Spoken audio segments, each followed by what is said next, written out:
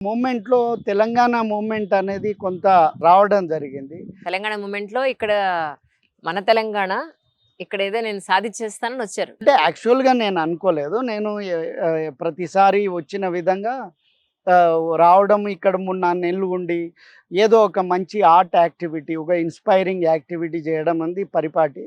So, exhibition నా సొంత exhibition కావచ్చు, లేదా ఒక నలుగురు ఆర్టిస్టులతోటి ఒక ఇన్నోవేటివ్ ఆర్ట్ ఎగ్జిబిషన్ ఆర్గనైజ్డ్ ఇలాంటి కామన్‌గా చేసేవాడిని. కానీ అప్పుడు నేను వచ్చినప్పుడు ఈ తెలంగాణ మూవ్‌మెంట్ అనేది ప్రారంభమైనటువంటి దశ.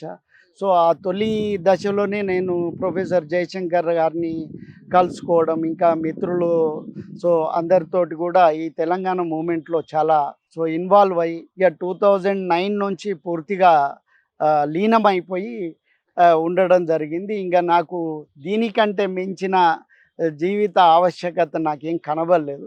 సో, అందుకని తెలంగాణ మూవ్‌మెంట్‌లో నా వంతు భాగం, నా వంతు కృషి నేను చేయాలనే తాపత్రయంతోటి సో నేను చాలా పోస్టర్లు, అంటే తెలంగాణ అవసరానికి అవసరమయ్యే అన్ని రకాల కళాకృతుల్ని నేను చేయడం జరిగింది. జేఏసీకి కూడా మొదటి నుంచి చివరి వరకి చాలా పోస్టర్లు ఇంపార్టెంట్, అంటే చారిత్రాత్మకంగా ఈరోజు అవి చారిత్రాత్మక ఘట్టాలు.